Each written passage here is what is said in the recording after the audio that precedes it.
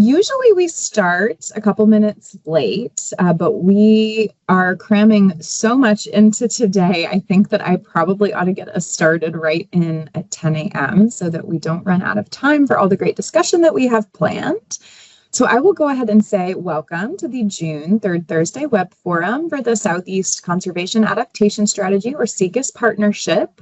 I'm Hilary Morris. I work on user support and communications for the Southeast Conservation Blueprint, and we host this web forum on the third Thursday of every month at 10 a.m. Eastern Time as an opportunity to share the latest updates on the blueprint, get input and involvement from folks like y'all as we're doing today, and highlight exciting science and success stories in the world of landscape conservation in the Southeast and Caribbean. So here is our usual agenda. I'll start with logistics and introduction as I'm doing now, and then we'll have our interactive presentation today, which will have a lot of opportunities to provide feedback. And then I'll wrap up by previewing next month's webinar. You can probably see that we're recording, and because this is a more discussion-based webinar, I want to reassure everyone that I will edit out our discussion before I post the recording. So that'll just be for us as a group and won't be shared outside of this group. I don't want anyone to feel self-conscious about sharing what's on their mind. With that, I think we'll go ahead and jump right in. I'm going to be presenting today with extensive support from the rest of the SECAS staff team, and we're going to be focused on getting your input to ensure SECAS as a partnership prioritizes what matters most to you.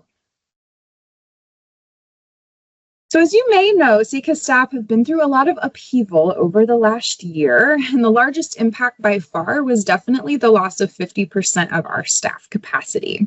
So while we still have strong regional and national support for SECAS as a partnership, we are still facing some continued uncertainty.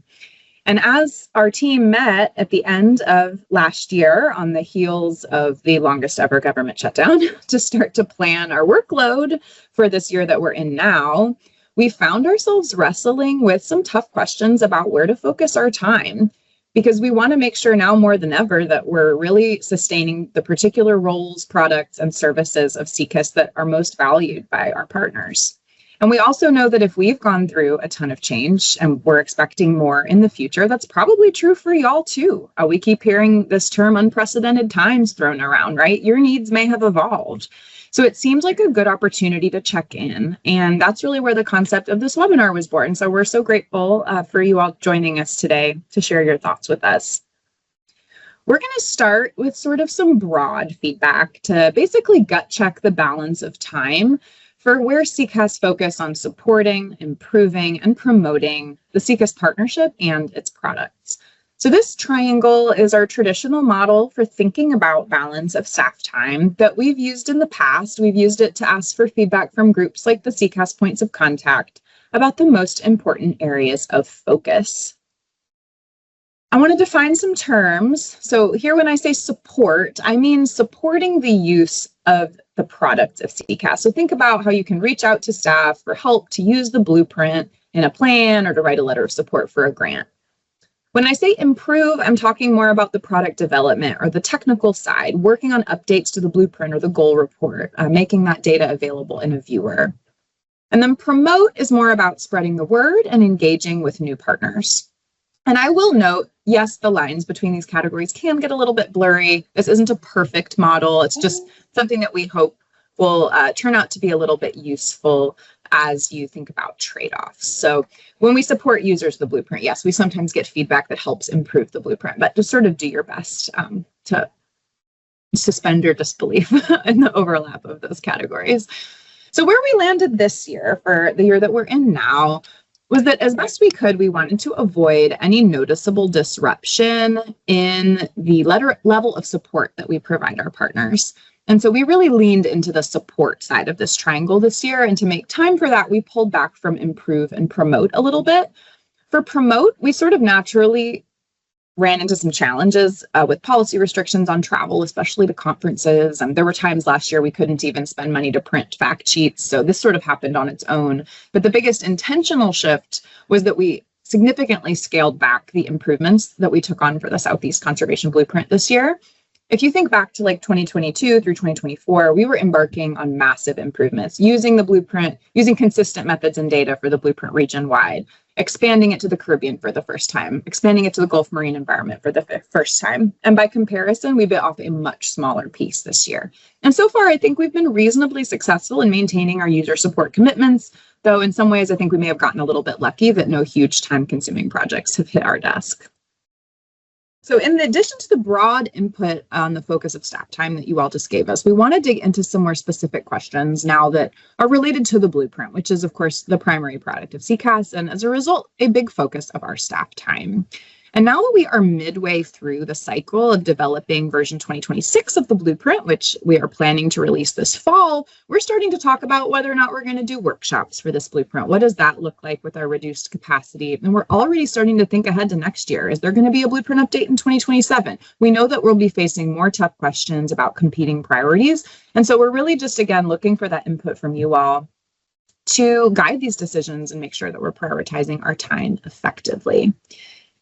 So here are a couple of specific questions that staff have gotten a little bit stuck on as we wrestle with decisions. One is about the revision cycle for the blueprint and some trade-offs around staff capacity, how quickly we can turn around data updates, how responsive we are to user feedback.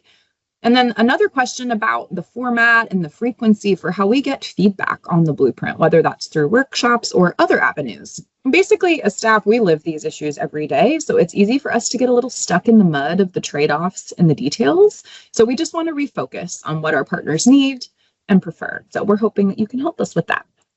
And to set up these questions, I want to kind of pull back the curtain so that you can see how the blueprint revision cycle works a little bit.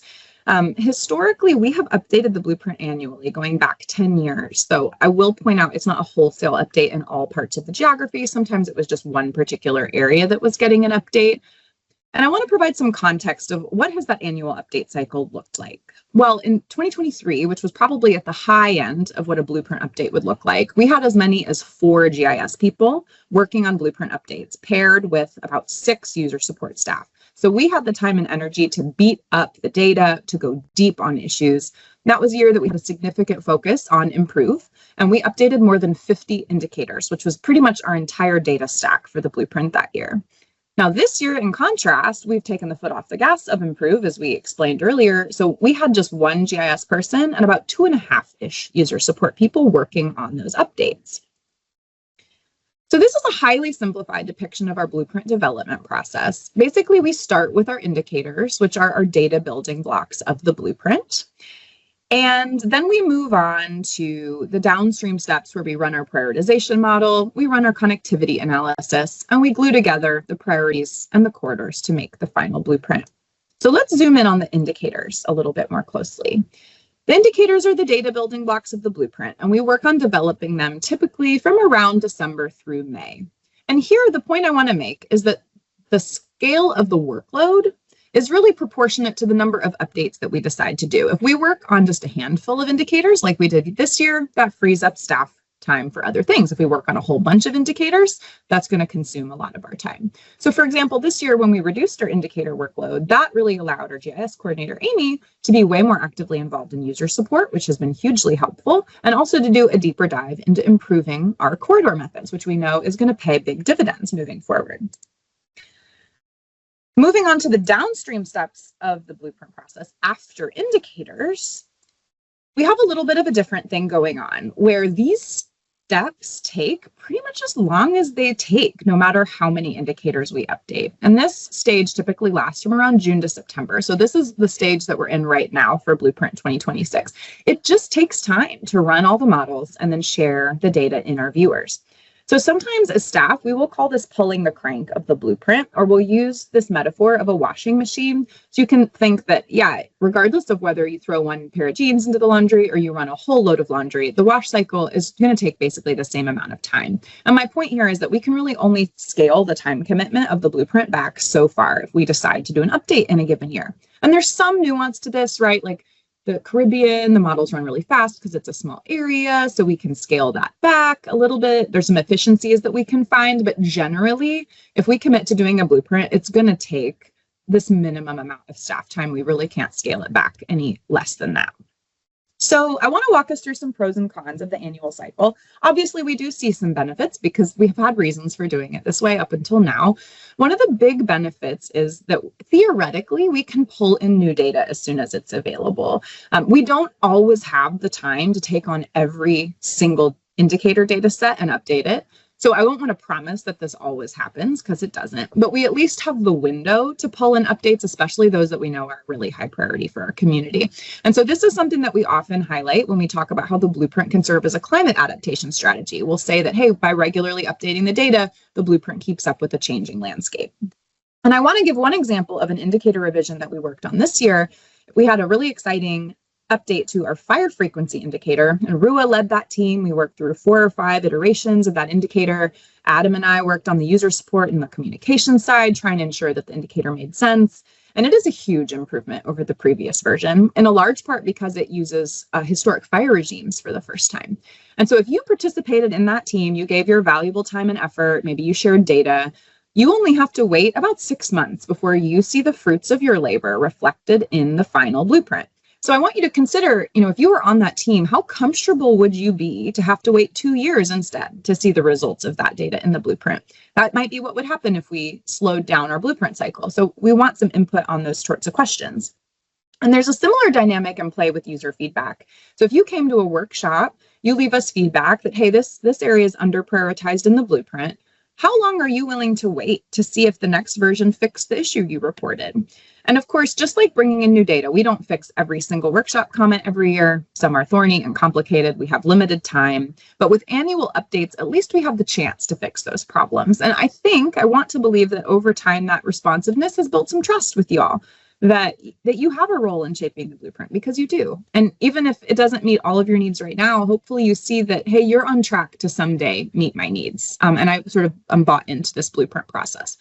But on the con side, we just talked extensively about the staff time required to do a blueprint update. So are there higher value things we should be spending our time on? Would slowing down the blueprint cycle give us time to do those other things? And what are they?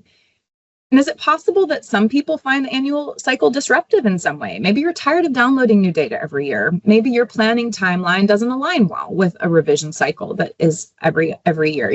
Swaps, for example, are updated every 10 years. There could be 10 blueprints in that time. Is that a problem for y'all? I don't know. So that's what we want to talk more about. And it's not just the frequency of the blueprint update cycle. There are other factors we could talk about. Maybe it doesn't matter so much to you how often we update the blueprint. You just need to know in advance when to expect it, either because we announce it way ahead of time or because we're on a predictable cycle. Maybe it's more important to you that it be released at a particular time of year that aligns with your planning cycle. Maybe the end of the calendar year, or maybe fall is working great for you. Maybe you want the changes to be more minor refinements for continuity. And so you like a frequent cycle as opposed to a less frequent cycle where maybe the changes would seem really dramatic in between versions because we waited so long between updates. And we could also think about the maturity of the blueprint. Is there a point at which it gets kind of good enough that, okay, we can slow down now because we've addressed some of the huge gaps and problems? Though, of course, data age and landscape change would still be a factor. So we've talked about the broad balance of staff time. We have talked about the blueprint revision cycle. We now want to dig a little bit deeper into workshops. So historically, SECAS has hosted workshops to review changes in the blueprint with most, but not all, new versions. We always want to get these expert eyes, right? How well are we doing? How well are we representing the landscape? Some of those workshops in the early days were in person, but over the last 4 to 5 years, as we've really broadened working across the 15-state 2-territory geography, we have taken the workshops virtual. They've typically been an hour-and-a-half online workshops. And in 2025, last year, we did not host workshops at all due to the level of disruption that we were experiencing as staff. We just did not think we could do justice to such a public-facing event under the circumstances. So the last workshop series we did was back in 2024. And as you can see, we had a lot of people come. Many of whom were new to SECAS and had never been involved before. So this was pretty cool for us to see, wow, a lot of new folks just walked through the door, and it allowed us to hear from a lot of new voices. So when I think about the pros and cons of workshops, just like we did for the annual revision cycle, a huge benefit of workshops is that we get actionable feedback on priority improvements. And that's a huge reason that we do workshops and something that we really value. In that process, we tend to bring new partners under the SECAS tent, as you saw with those stats of new people involved from our last workshop series. And I think compared to other more static ways of receiving feedback, that workshops tend to facilitate a deeper learning about the why. And that learning is kind of two directions. As staff, when someone comes and says, hey, this area is underprioritized in the blueprint, we get the opportunity to ask, okay, why? What resource makes this area important that the blueprint is missing? And we can learn from that. And then conversely, when an attendee says, hey, why is this a priority? I don't understand why this urban area is lighting up. We can say, oh, that's actually our potential access to parks indicator. That's an opportunity to expand green space access in a park desert. And then they go, okay, I get why I'm seeing that. And then they don't have to leave 8 comments reporting that same issue over and over again. They understand why it's happening. So we've created that bidirectional learning. We also have seen, I think, that process, that exchange really builds trust in the blueprint and stronger connections with staff. But if we think about cons, we're really back to staff time and what else we could be doing with that time. And if there is something more important to do, what is that thing? And then we start to wonder, do people ever experience workshop fatigue? Has anyone ever like, sheesh, I told you what I know already. I'm so tired of getting these invites every year. It wouldn't hurt our feelings. We would want you to tell us if that was the case. Are you feeling any frustration if you come to yet another workshop and you go, hey, you haven't even fixed what I reported last year? Like, ask me when you fix that problem and then we'll talk. Just like the revision cycle, it's not just about the frequency. There's other factors that we're thinking about. Are workshops even the best strategy? Like, clearly we've seen benefits from them. We've had reasons for hosting them all these years, but now with our reduced capacity, maybe we do need to think more seriously about a static option like a feedback tool or a questionnaire. We could talk about in-person versus virtual. In-person obviously will require even more staff time than the virtual ones, but maybe that's worthwhile in this time. Do people ever start to feel overtapped? And at what point do you lose trust in the blueprint if you haven't reviewed for a while? I felt like we were hearing that a little bit on the revision cycle. Like, you go longer than 2 years. I'm not sure about that data. I might start to lose trust in it. Maybe it's getting a little stale. Is that in play at all with the revision too? Of like, hey, if I haven't looked at this data and vetted it for 2 or 3 years, I'm going to start to feel like, I'm not sure about the blueprint. And really, we're coming to the end. So we made it pretty far.